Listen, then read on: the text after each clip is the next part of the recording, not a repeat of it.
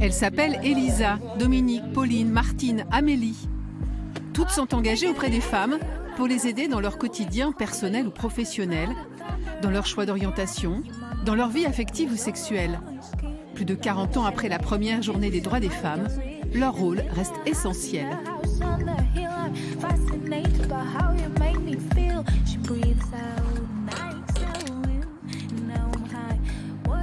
Je prépare les exercices pour l'entraînement. Je vais faire un petit exercice pour retravailler la passe dans le mouvement, pour un peu déverrouiller les épaules avant vraiment de se mettre en activité. Stade Gilles Janin, il est 18h30. Pauline Roger, la coach, est la première. Peu à peu, les autres joueuses arrivent. Elles seront une dizaine ce soir. Vous faites un tour de terrain si vous voulez. On se retrouve à l'intérieur après. Parmi elles, des femmes atteintes de cancer, les guerrières dans le vocabulaire ruise. D'autres souffrent de pathologies cardiaques, ce sont les métronomes, ou de diabète, les équilibristes. Et puis il y a aussi quelques soignants, baptisés les guêpes. C'est le dernier là.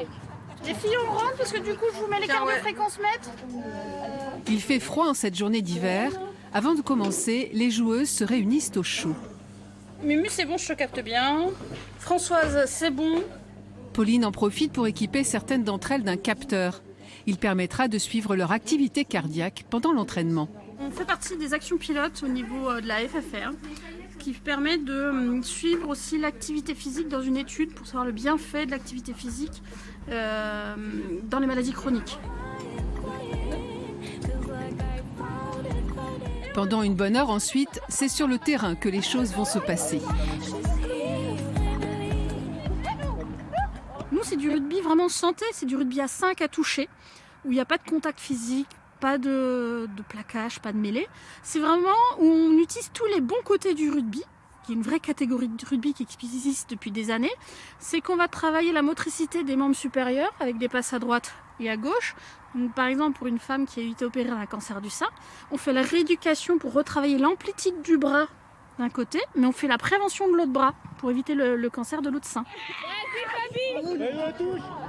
Chaque participant fait à son rythme comme il peut, à fond ou plus calmement, et surtout dans une ambiance très décontractée. Ici, il n'y a pas que le sport qui compte. Moi, je ne viens pas du tout oublier la maladie, je viens faire toute autre chose en fait.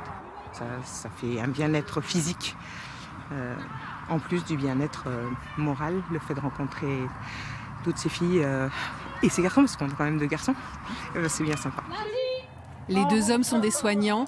Pour Pauline, il est important qu'il n'y ait pas que des malades sur le terrain.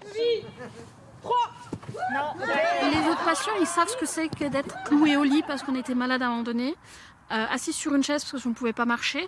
Et les soignants, ils le voient au quotidien dans leur service. Donc, sur le terrain, on sait qu'ils feront attention à ne pas se rentrer dedans, ils seront bienveillants et ils vont se comprendre entre eux. Et comme il n'y a pas de rugby sans 3e mi-temps, à la fin de l'entraînement, toutes et tous se retrouvent autour d'un bol de soupe bien chaude. Un temps pour se reposer, se parler, mais sans forcément se confier. Comment tu fais ?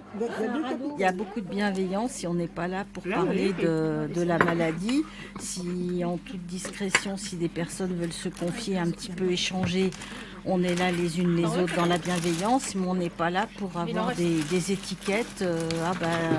Toi t'en es où, tu fais quoi, etc. Elles viennent avec l'étiquette de faire du sport et passer un bon moment.